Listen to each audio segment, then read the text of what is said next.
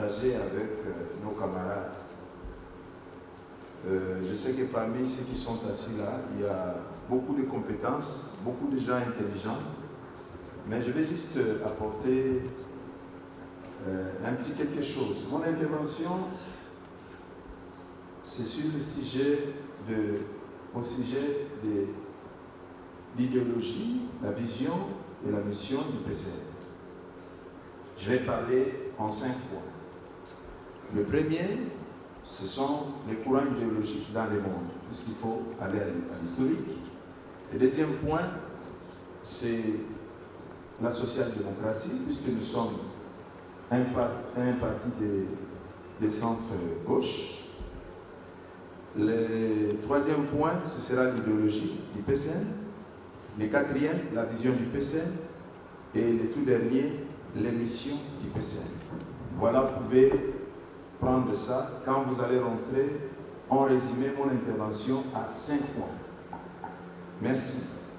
Vous savez que le monde, pour ce qui est des courants idéologiques, le monde, depuis l'existence de l'homme, a évolué avec l'absolutisme.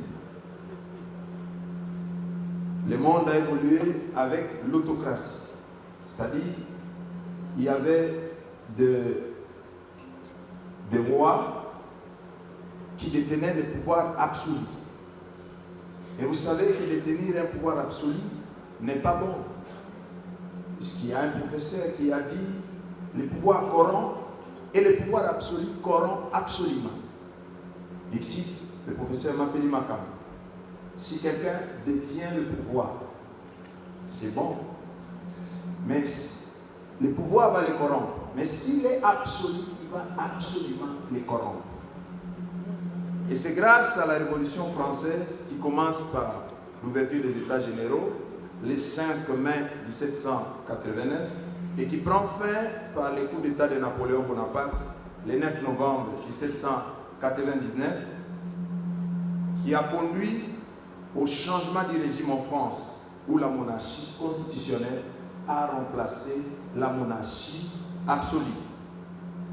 Avant cela, il y a eu des gens, des précurseurs qui ont parlé contre la monarchie absolue, puisque l'absolutisme ne permettait pas aux États d'émerger ou d'évoluer. Le tout premier courant idéologique, c'est le libéralisme. Je n'aurai pas le temps d'entrer en détail, mais les libéraux défendent les idées progressistes, la démocratie. Mais pour eux, les choses doivent être beaucoup plus libres. C'est-à-dire le marché doit s'autoréguler. Il ne faut pas réglementer le marché. Il faut laisser le marché s'autoréguler. Laisser passer, laisser faire. C'est ça leur principe. Le marché se régule par lui-même. Il y a le socialisme. Le socialisme, il s'oppose au capitalisme. Il s'appuie, le capitalisme s'appuie sur la propriété privée. Et le socialisme veut la propriété collective. Tout ce qui est doit appartenir à tout le monde et non à un groupe d'individus, puisque le capitalisme veut que ce qui est appartienne à un groupe d'individus. Troisième courant idéologique, le marxisme. C'est le courant de Karl Marx. Pour eux, ce qui est important, c'est l'infrastructure. C'est-à-dire, ne pas être important que celui qui a quelque chose, celui qui a l'argent, celui qui a du matériel. Et dans les courants idéologiques, la suprastructure, c'est-à-dire les idées n'ont pas de place. Et vous savez que Karl Marx a évolué dans une époque où il n'y avait pas encore l'apparition de la sociologie. Il y avait que les philosophes qui étaient en train de projeter leur propre image sur la société. La société n'était pas analysée.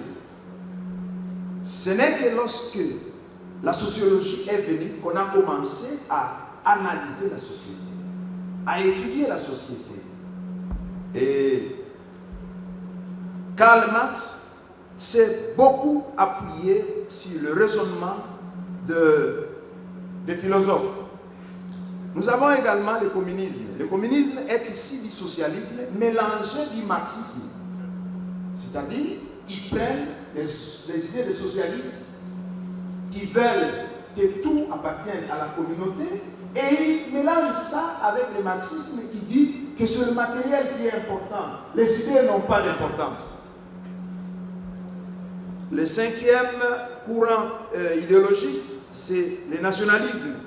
Le nationalisme, c'est le courant qui défend la souveraineté des États. Plus de pouvoir, plus d'autonomie aux nations. Et c'est ce qui a été à la base des indépendances en Afrique. Le nationalisme n'est pas mauvais, mais il ne donne pas droit de citer aux autres. Or, il y a un principe, il faut aussi ouvrir une brèche pour ceux qui viennent. L'intégrationnisme. Excusez-moi. On doit accepter que les autres s'intègrent. Excusez-moi s'il vous plaît. Il y a le conservatisme, c'est-à-dire des conservateurs, des gens qui ne veulent pas progresser. Tout doit rester comme ça a été imaginé. On ne peut plus changer les règles de notre société. Ça, c'est aussi un courant idéologique. Et le tout dernier courant idéologique qui émerge fortement, c'est l'écologisme. Ce sont les partisans de la défense de la nature et de la qualité de l'environnement. Vous savez qu'aujourd'hui, dans tout projet que vous faites, si vous n'intégrez pas une étude d'impact environnemental, votre projet ne va pas passer. Maintenant, la social-démocratie, c'est un courant idéologique du centre-gauche, réformiste, mais qui applique des idées libérales sur l'économie du marché. D'autres doctrinaires disent que la social-démocratie, c'est l'accord entre les socialistes et les syndicats. C'est le juste milieu entre les socialistes qui veulent que l'État soit l'acteur principal et les libéraux qui veulent plutôt que le privé détienne toute l'action et que l'État ne soit restreint qu'à la collecte des impôts et taxes. C'est le juste milieu. Quelle est alors l'idéologie du PCN, mes très chers camarades? À l'accession de notre pays à l'indépendance, comme l'a dit mon prédécesseur, il y avait beaucoup de partis politiques. Mais pour la plupart, ces partis étaient des partis tribalo ethniques, sans vraie idéologie. Bien qu'il y ait plusieurs idéologies et qu'on doit privilégier les relativismes culturels, puisqu'en sociologie on dit il ne faut pas dire que ma culture est meilleure que celle de l'autre, il faut privilégier les relativismes, c'est-à-dire celle de l'autre est aussi meilleure que la mienne. Mais le Parti pour un Congo nouveau, en sigle PCN, est un parti de centre-gauche, socio-démocrate. On est un parti réformiste. Le PCN, comme vous voyez notre devise, met l'homme au centre de tout. C'est-à-dire au centre de son combat, au centre de son action, au centre de ses préoccupations. Pourquoi l'homme, mes chers camarades? Imaginez un seul instant. Imaginez si Dieu le Créateur avait créé le monde avec tout ce qui le renferme et qu'à la fin n'avait pas créé l'homme. Le monde serait encore aujourd'hui à l'état initial. Donc, il n'y aurait pas de vie, pas de route, pas de développement que nous voyons aujourd'hui. Le monde serait à l'état sauvage, à l'état primaire. Il a suffi donc que le Créateur dise, je cite, « Faisons l'homme à notre image, selon notre ressemblance, pour que toute cette évolution vienne. » Après avoir tout créé, il a placé l'homme au centre. Et c'est l'homme qui a amené tout le développement que nous avons aujourd'hui. C'est pourquoi le Parti pour un Congo nouveau met l'homme au centre, puisque le Créateur lui-même a mis l'homme au centre pour développer le monde. Et nous croyons que ce pays ne peut se développer que quand l'homme sera réellement mis au centre de tout. Je suis sûr, mes amis, que si Adam se réveillait aujourd'hui, il va confondre les avions avec les oiseaux. Quand il verra un petit porteur, il dira, tiens, ça c'était l'avion, quel oiseau que je n'avais pas dénommé. Et surtout quand il verra un Airbus, À 380, il dira, mais ça c'est quel gros oiseau que j'ai jamais vu. Mais nous avons tout ça puisque Dieu a créé l'homme. Au PSN, c'est d'abord l'homme. L'homme au centre. Mes amis, le PSN croit donc que si l'on s'occupe de l'homme congolais, si on l'éduque, on le forme, on lui donne du travail, on lui donne une bonne rémunération et j'en passe, le Congo changera à coup sûr. Et ce sera un Congo nouveau, tel que voulu par Willy Bakomba Willy. Quelle est donc la vision du PSN?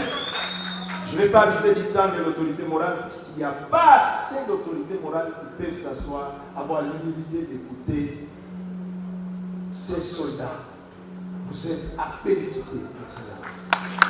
Vous êtes à féliciter, Président. Vous êtes à féliciter, Secrétaire Général. Quelle est donc la vision du PSN? Vous pouvez la lire dans notre projet de société. Premièrement, sur le plan politique, la forme de l'État, c'est un État élitaire, comme vous savez. Je ne saurais pas m'attarder là-dessus. Le régime, le PSN veut un régime présidentiel, puisque le régime intermédiaire tel que nous l'avons aujourd'hui porte en lui-même un gène de conflit au plus haut sommet de l'État. Et on ne doit pas encourager ces régimes. Un éminent professeur l'a appelé régime primo-ministériel, puisqu'il y a eu un couac entre ce bicéphalisme au sommet de l'État. On doit en tout cas passer à un autre régime. Sur le plan économique et financier, le PSN prône une économie du marché, mais qui laisse à l'État le rôle de réglementer le marché et qui n'abandonne pas les consommateurs et la population à la merci des aléas du marché. Sur le plan socio-culturel, le PSN veut travailler dans le sens de création d'emplois, lutte contre le chômage et beaucoup d'autres choses. Sur le plan sécuritaire également, et aussi le PSN met un accent particulier sur la promotion de la femme et la promotion de la jeunesse. Quelles sont les missions du PSN, puisque c'est là que je vais chuter? Le PSN, c'est un parti en mission, chers camarades. Là où vous êtes, chez vous à la maison, sur votre rue, dans votre quartier, dans votre commune, dans votre secteur, dans votre territoire, dans votre province, considérez-vous un homme en mission. En mission, chaque membre du PSN est en mission. Nous savons, naturellement, on dit que les partis politiques ont pour mission la conquête du pouvoir, tout ça, mais nous, au PSN, nous avons certaines missions. Je vais vous les citer quelques-unes. 1. Veiller sur l'intégrité de notre territoire. Tout membre du PSN ne peut pas accepter que le territoire congolais soit violé. Deuxièmement, faire échec à tout individu ou groupe d'individus cherchant à prendre le pouvoir par la force. Troisièmement, soutenir toute initiative de développement. Quatrièmement, investir dans l'homme pour son autonomisation et son auto-prise en charge. Au PSN, on encourage l'auto-prise en charge. Au PSN, on ne tend pas la main. Au PSN, on se prend en charge. Chers camarades, quand vous allez rentrer, dites aux autres qu'au PSN, nous allons nous prendre en charge. On ne peut pas venir tendre la main. Non, ça, ce n'est pas le PSN. C'est pourquoi le PSN investit dans l'homme pour son autonomisation et son auto-prise en charge. Il lui fait découvrir ses véritables potentiels et ses atouts. Le PSN offre une plateforme pour que chacun puisse découvrir quels sont ses potentiels et ses atouts. Le PSN perfectionne les talents et compétences par des formations pour rendre le camarade du PSN beaucoup plus compétitif. Vous savez qu'aujourd'hui, la compétition devient beaucoup plus riche. Il y a aussi l'intelligence artificielle qui vient nous anéantir. Si nous ne pouvons pas nous perfectionner, nous allons rester en deçà et demeurer des éternels mendiants. Et le PSN veut amener les camarades et surtout les jeunes à prendre des risques. À prendre des risques en deux choses. Premièrement, le PCN veut amener les jeunes à quitter leur zone de confort. Au PCN, on n'est pas là pour s'asseoir confortablement quelque part alors qu'on voit sa vie courir. Au PCN, nous encourageons les gens à prendre des risques, à quitter leur zone de confort, à aller un peu ailleurs, là où ils peuvent trouver mieux, à faire un peu autre chose que la routine qui te donne un certain confort. Et en dernier, le PCN est là pour encourager les jeunes et tous les autres camarades à transformer tous les défis en opportunités. Le plus grand problème de beaucoup de gens, c'est qu'ils restent terrifiés par des défis alors qu'ils peuvent les transformer en opportunités. Je vais vous donner une toute petite histoire pour continuer puisque je suis à la fin. Il y avait en Californie, très longtemps, c'est une histoire ancienne, un quartier qui était bâti sous un gros rocher, très gros rocher, qui pendait sur les maisons des gens. Ils ont vécu là-bas pendant 50, 60, 80 ans, il n'y avait pas de problème. Un jour, il y a eu un réveilliste qui est venu et qui a dit à tous les habitants, vous ne voyez pas que cette pierre ici constitue une menace pour nos habitations. Un jour, elle pourra s'écrouler sur nous et nous allons mourir comme ça avec nos femmes et enfants. Et la population de ces quartiers est allée voir le gouverneur pour qu'on cherche comment extraire cette pierre. Et le gouverneur a accédé à leur demande. Ils ont cherché des machines qui sont venues extraire la pierre et ils l'ont déposée quelque part. Il y avait aussi là un peintre sculpteur espagnol qui est allé voir le gouverneur. Il dit, est-ce que vous pouvez me donner cette pierre?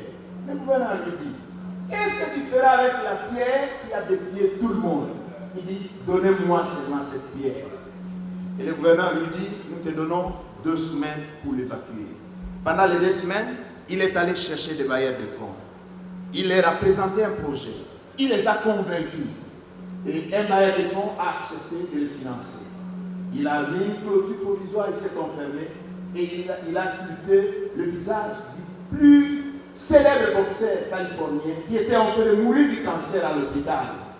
Et le jour de l'inauguration, on est allé prendre le boxeur sur une chaise roulante. Il est venu, il était en larmes. Et cet endroit est devenu un site touristique qui a fait gagner à cet homme des millions et des millions. Là où tout le monde avait vu un défi, une menace, cet Espagnol a transformé cette menace en opportunité. Et c'est ce que nous voulons pour vous, ce que nous voulons pour moi au PCN. Je vous remercie. Aujourd'hui, je suis au cadre du parti pour un Congo nouveau. Mon nom c'est Jacques Betoko.